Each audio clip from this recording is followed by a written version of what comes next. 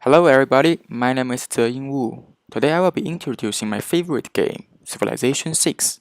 The Civilization 6 is a 4X game, and we know that 4X game is a subgenre of strategy game. So first, I want to talk about the interface. The player can choose either single player mode or multiplayer mode. For the single player mode, the player will compete with computers. So basically, the type of conflicts will be person versus environment. For the multiplayer mode, the player will be available to play the game with other players. So the type of conflicts will be person versus person and person versus environment. Today, we're gonna try single player mode. So let's get started. So when you click in the single player mode, you can choose a civilization that you want to work with.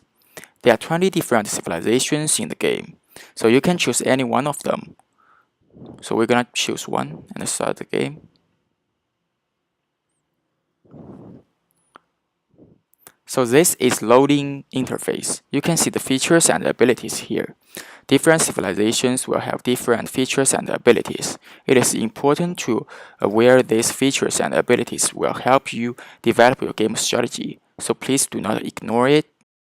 Let's begin the game. We are in the game right now. At the beginning, we have one settler and one warrior. The basic function for a settler is to find your city in order to expand your territory. With a larger territory, you can have more natural resources.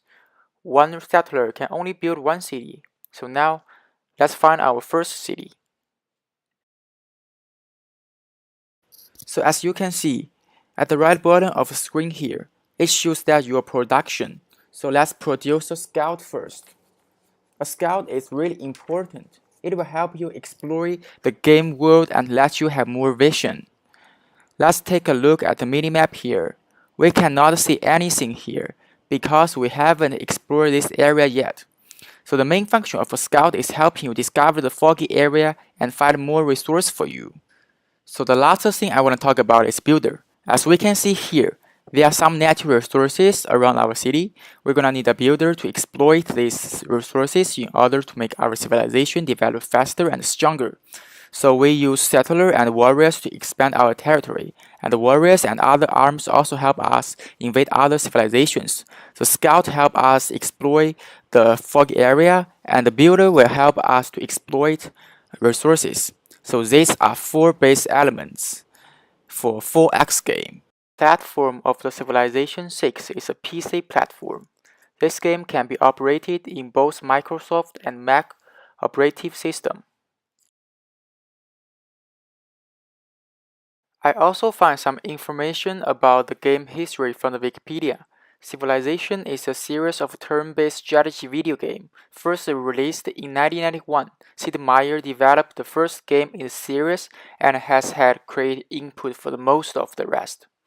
And his name is usually included in the formal title of these games, such as Sid Meier's Civilization. There are 6 main games in the series, a number of expansion packs and spin-off games, as well as board game inspired by the video game series.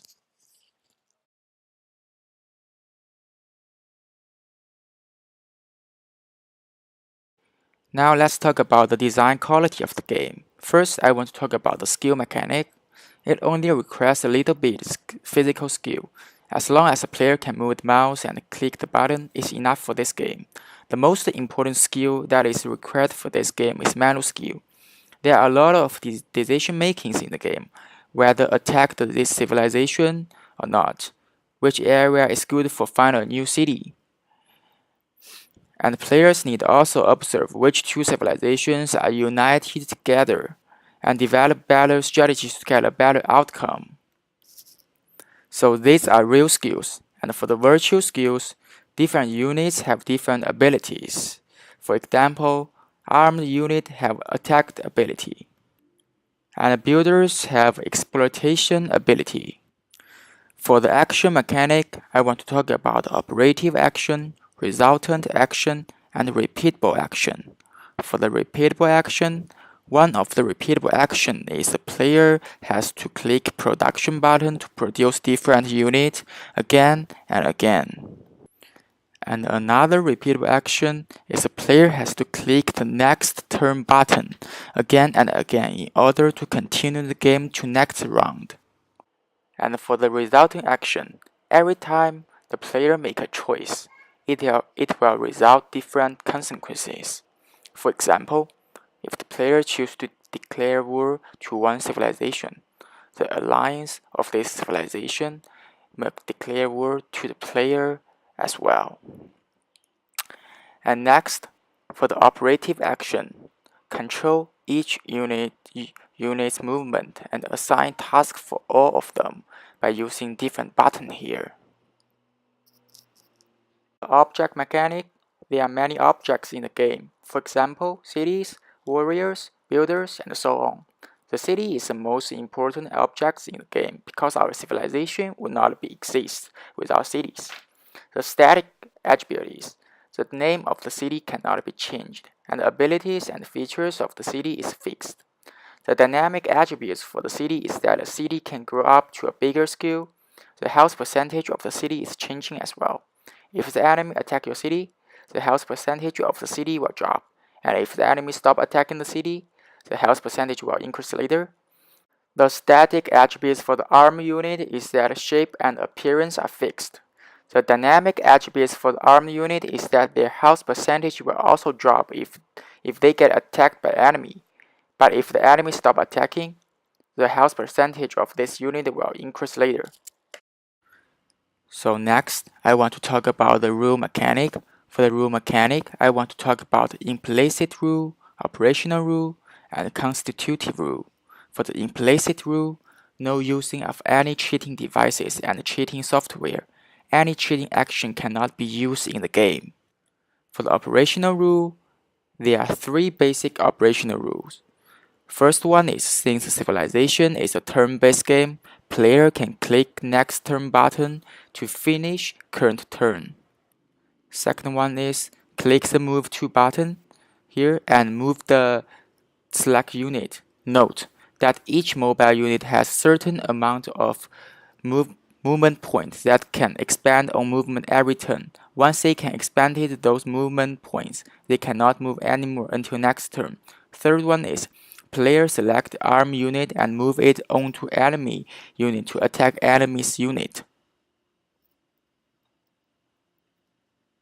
For the constitutive rule, the rule will help calculate how much damage of one unit due to the enemy unit.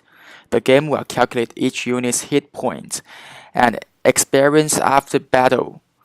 If the unit get upgraded, the unit attack damage will increase. The rule will also calculate how much movement point that each unit have. If a unit get upgraded, this unit movement point will increase as well. So for the space mechanic, the Civilization 6 is a two-dimensional game. We have a minimap at the left bottom of our screen, and we can drag and hold our mouse in order to move the vision around, like this. So, and also we have some rivers, seas, desert, and other map resources in our game world. So for next stuff, I want to talk about the agency.